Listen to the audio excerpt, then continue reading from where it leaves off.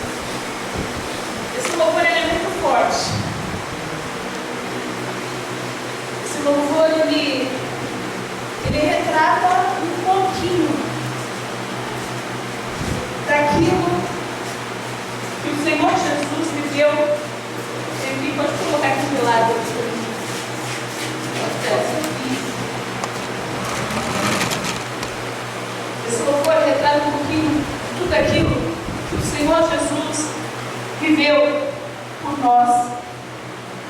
E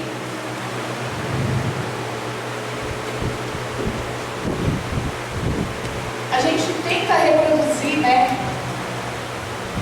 Mas a gente sabe que nada do que a gente quiser vai significar, tipo, uma pequena fração, um 0,1% do que de fato esse amor significa.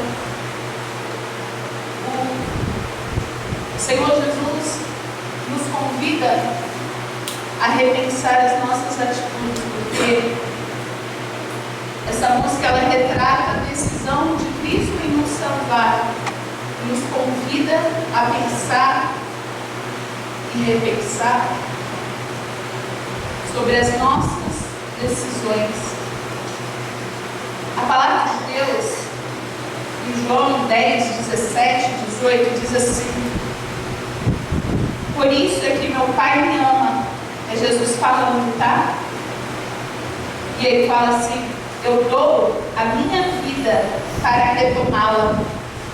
Ninguém a tira de mim, mas eu a dou por minha espontânea vontade.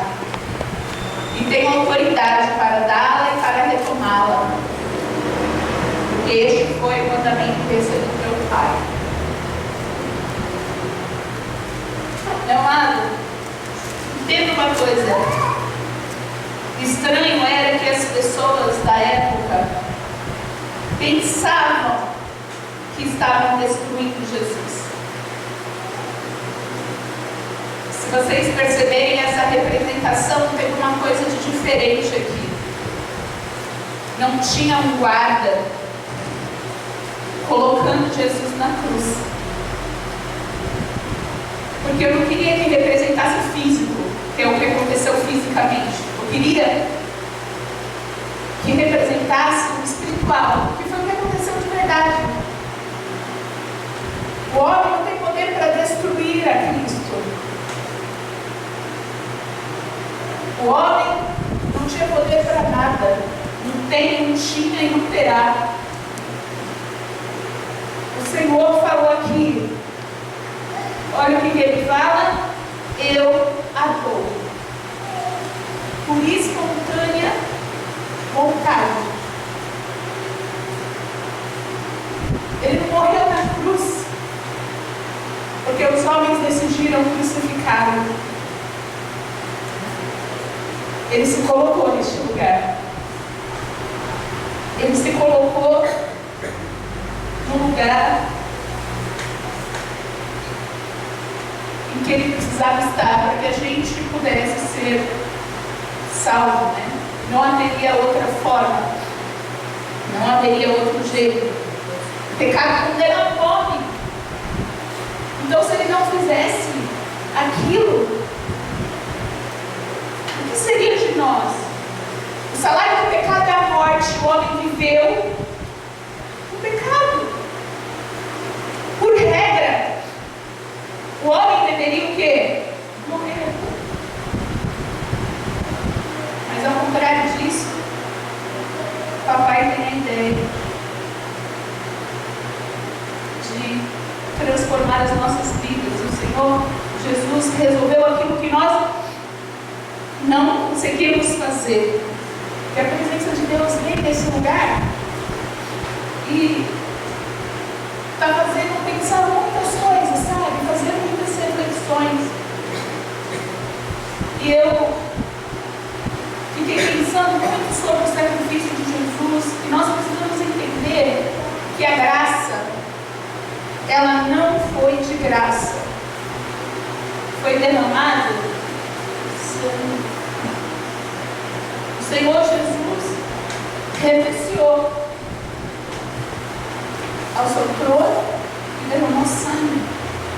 Então, se a graça não foi de graça, eu entendo que viver para Cristo também tem a ver com renúncia, sacrifício, obediência, tem a ver com renunciar suas vontades, seus desejos. Porque você precisa renunciar a junto para poder viver para Ele.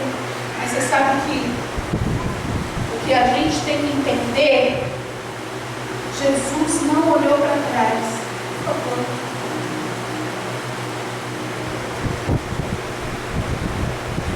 Jesus não olhou para trás. Ele se colocou numa posição, e nessa posição que ele não foi colocado, nessa posição que ele se colocou, não permitia com que ele olhasse para trás. Tem que olhar para trás? Não dá. Não dá para olhar para trás na cruz. Não dá. Dá para olhar? Não dá. Fora da cruz dá. Se eu estou fora da cruz, eu olho para trás.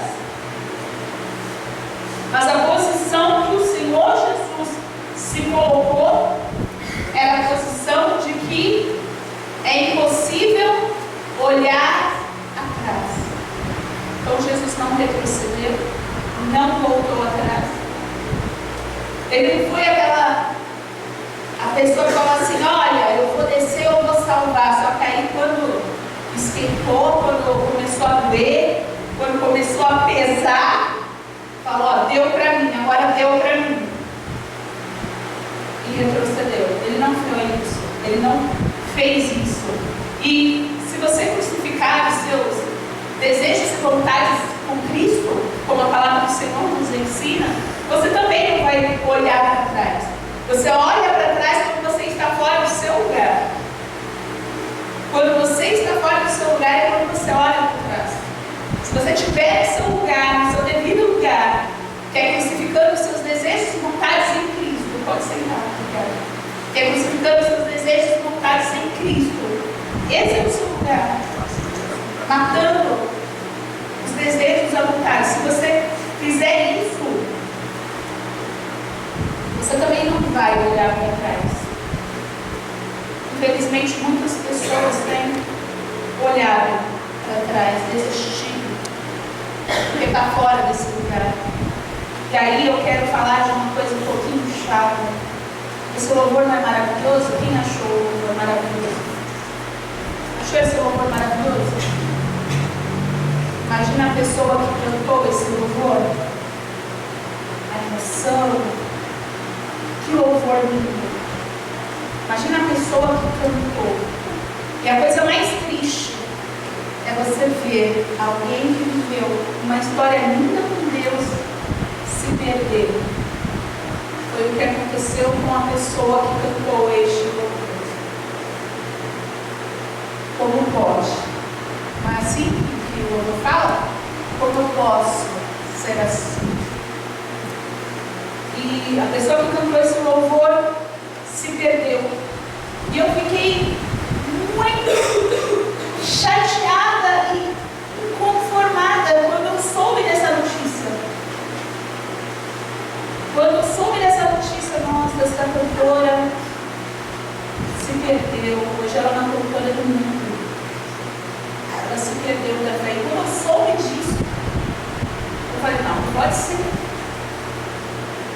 Mas como? Como uma pessoa que louva isso, que vive isso, que tem essa experiência de falar estas coisas e foi a realidade, e reproduzir a verdade de Cristo e trazer esse profundo, né, ali essa profunda reflexão para a gente, como essa pessoa pode ter se perdido. E eu quero falar sobre se perder.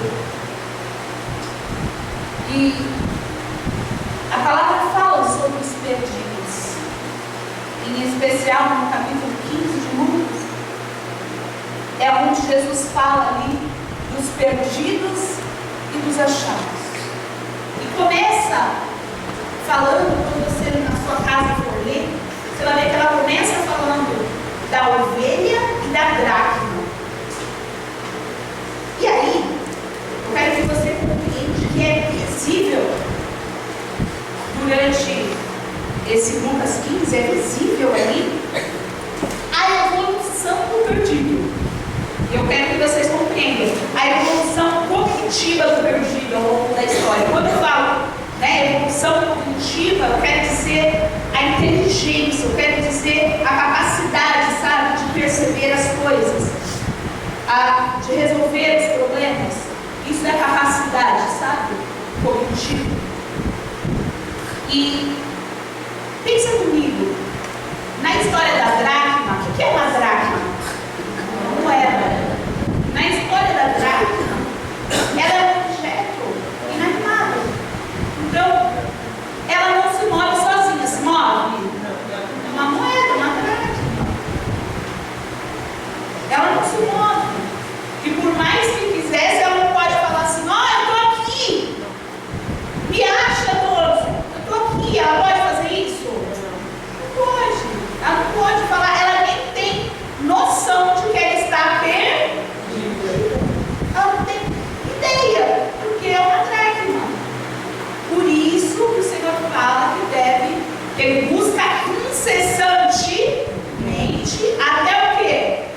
Encontrar a dracma.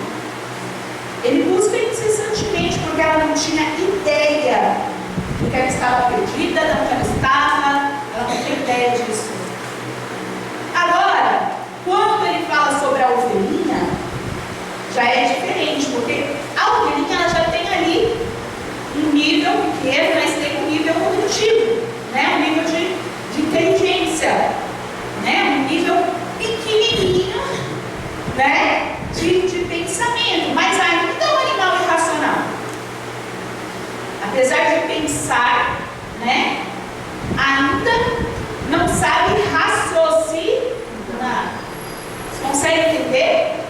Agora, e aí, a ovelhinha ela pega e faz o quê? Ela sai do aprisco. Ela saiu com as suas próprias pernas do aprisco. Mas ela não tinha o raciocínio para conseguir voltar sozinha. Ela não tinha. E aí, o que acontece? No caso da ovelhinha, o pastor pega as 99 ovelhas e deixa guardadinha no aprisco, protegida do seu risco. O que o pastor faz? Ele vai lá e busca a ovelhinha que estava o quê? Perdida.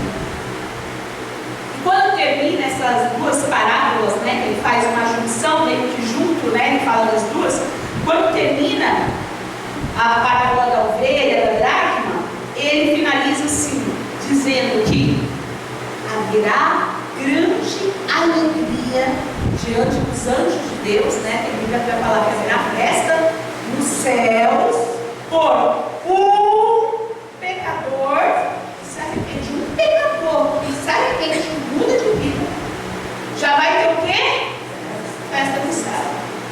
Uma ovelhinha, uma dracma que é encontrada, já traz para Deus o quê? Uma festa. Só que agora ele entra na história do filho pródigo, que a gente conhece. E aí está um negócio. Porque o filho pródigo já muda a história. O filho é filho. E sendo filho, ele tem a capacidade cognitiva completa, a inteligência, a capacidade de raciocinar. Na teoria deveria ter, né? A capacidade de raciocinar. Mas eu quero dizer que ele, sendo ali um ser, né, racional, ele foi racional e foi consciente para poder decidir juntar ali a sua riqueza por si mesmo. Ele mesmo teve a ideia, ele mesmo pensou, teve a ideia de juntar ali sua riqueza, sua herança e ir embora da casa do... Está conseguindo perceber a diferença dos três? Você consegue entender? Pródigo, a gente já falou, pródigo não significa perdido, né? Significa aquele que gasta demasiadamente, né? E foi o que ele fez. Depois dele viver a presença de Deus, ele pega as bênçãos que são de Deus e quer gastar com as coisas do mundo. Olha só, depois de viver Porque era dele? Não, é herança. Não é dinheiro dele. Herança significa que era do seu pai. Ele quis pegar o que era, o que vinha do pai, para usar lá fora. Isso é muito interessante, porque tem muita gente que faz isso, sabe? Pega as bênçãos de Deus para entregar para quem? Já não fora. Pega os seus dons que vieram de Deus e entrega para quem? Já não fora. As pessoas estão fazendo isso. Essa cantora, Amanda, ela faz isso. Ela pegou o dom que Deus deu para ela louvar. E agora o que ela faz? Entrega esse dom, aquilo que não é dela, porque por nós não temos capacidade de nada, é um dom que veio de Deus. E agora ela usa onde? Lá fora. Agora eu canto rock. Agora ela usa lá fora. Aquilo que era de Deus. E as pessoas muitas vezes fazem isso, sabe? As pessoas, elas decidem viver uma vida segundo o que você acredita que é verdade. Só que você, o filho pródigo, é aquele que aprendeu o que é verdade estando na casa do pai. O filho pródigo é aquele que viveu assentado na casa do pai, conheceu os segredos do pai, viveu a intimidade e a comunhão com o pai. Esse é o filho pródigo. E agora tem uma coisa: o pai não sai para buscar o filho. O pai, quando o filho decide ir, o pai não sai para buscar o filho. Pelo contrário, o filho que pensou para sair, tem que pensar para cair em si e fazer o quê? Abrir mão daquele cenário horrível que ele estava vivendo e viver. Vou decidir voltar. Se ele pensou para sair, agora ele vai ter que pensar para ele o quê? Para ele voltar.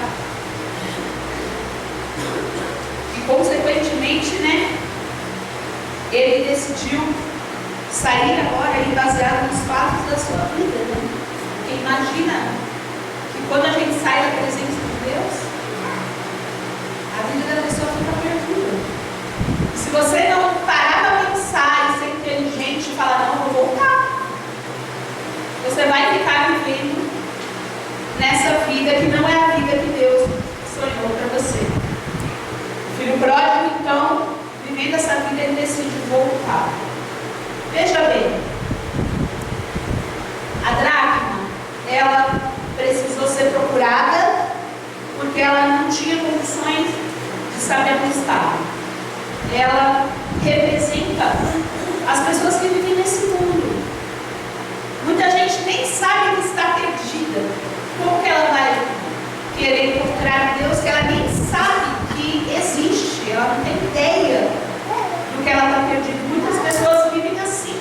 E elas precisam ser evangelizadas ali, ó, de forma, por aquele que conhece, por nós, precisamos ali estar evangelizando e mostrando e falando para essas pessoas que não conhecem, que elas precisam conhecer.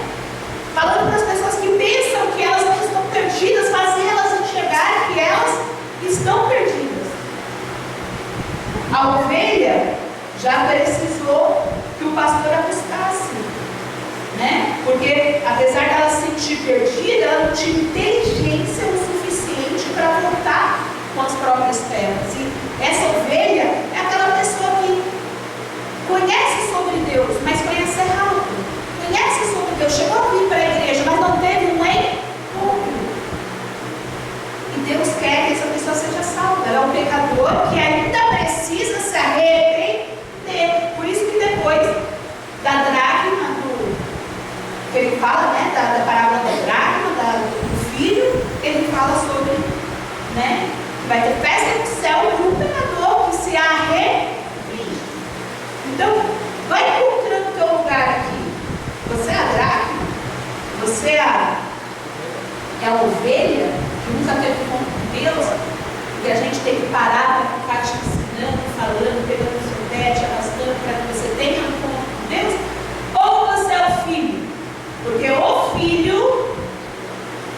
filho tem inteligência o suficiente para comparar o banquete do pai e as bolotas do porco.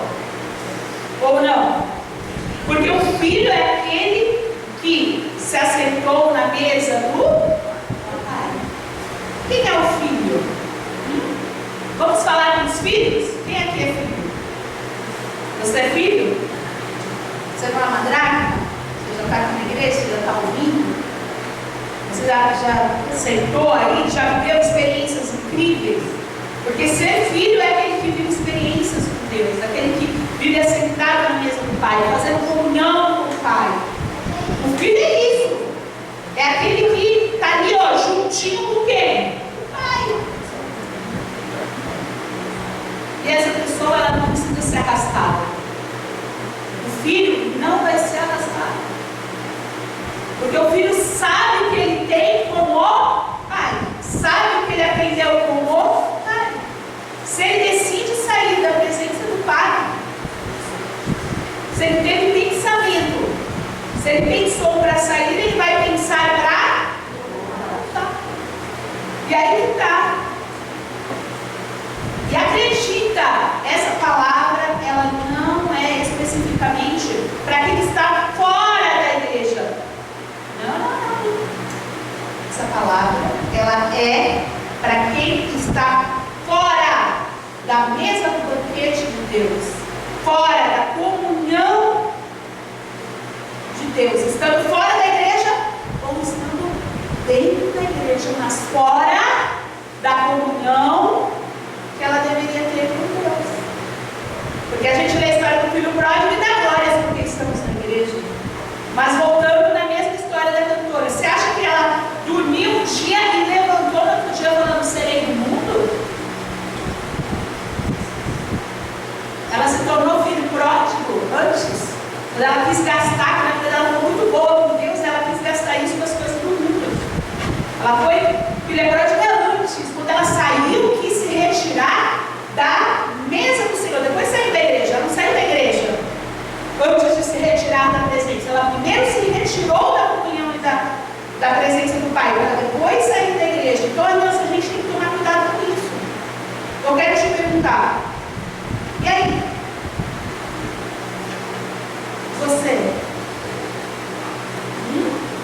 Você está dentro da igreja,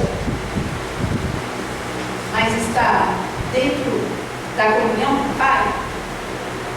Porque se não tiver, hoje é tempo de mudança.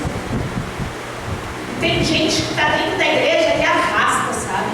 Tem gente que às vezes joga até a culpa nas pessoas, joga a culpa nas pastoras. As pastoras não deixam os 99 para me abraçar, para implorar para eu vir para a igreja.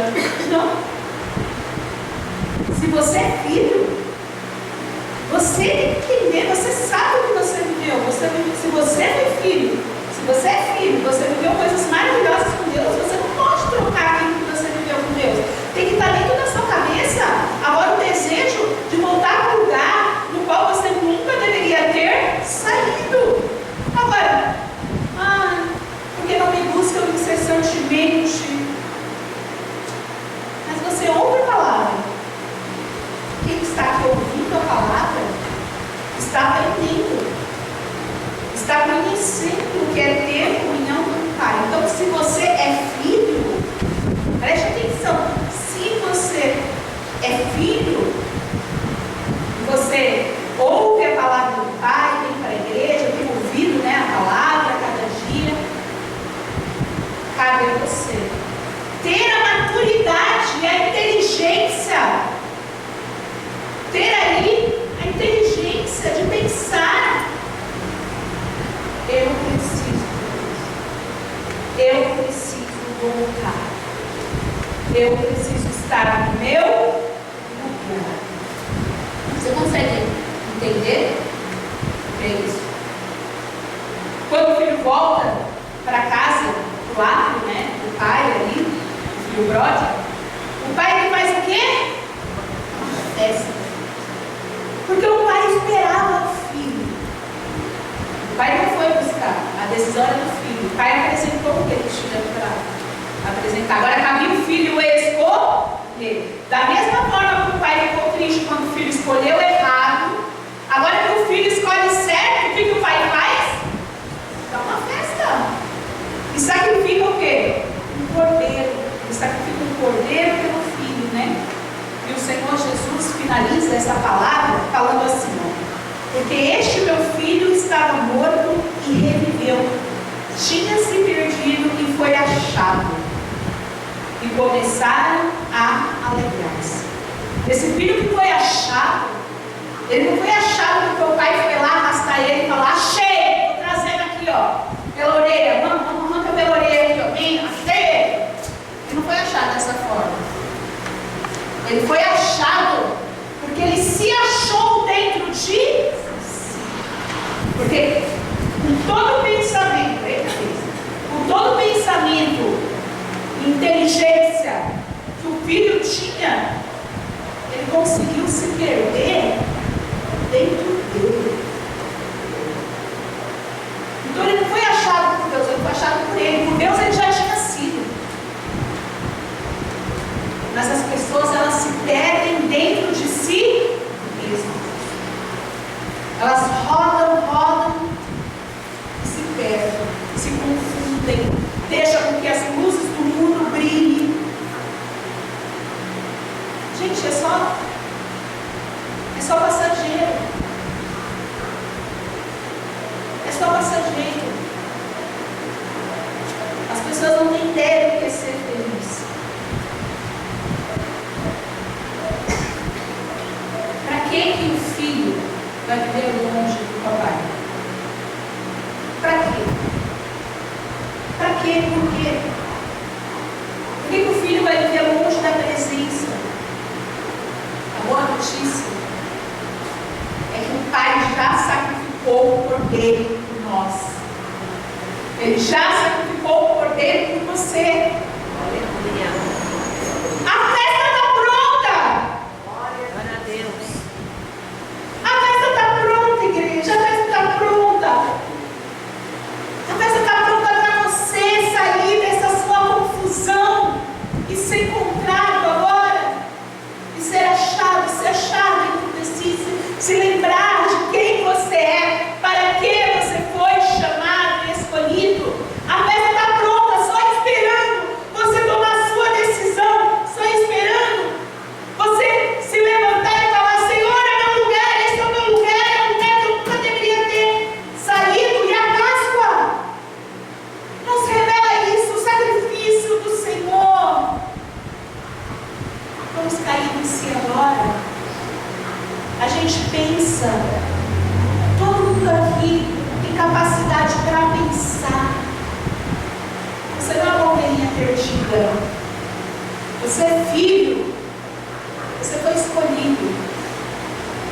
Banquete vai ser posto agora. Por favor, obreiros, arrumem o banquete. O banquete está pronto. O cordeiro já foi sacrificado por você. Papai já está aqui assim, ó,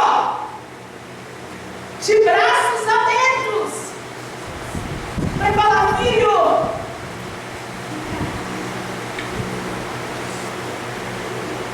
você só precisa pensar, você só precisa se encontrar dentro de você, saber qual é o teu lugar, saber que os planos de Deus são muito maiores e melhores do que os nossos. Amém, pessoal? Você crê?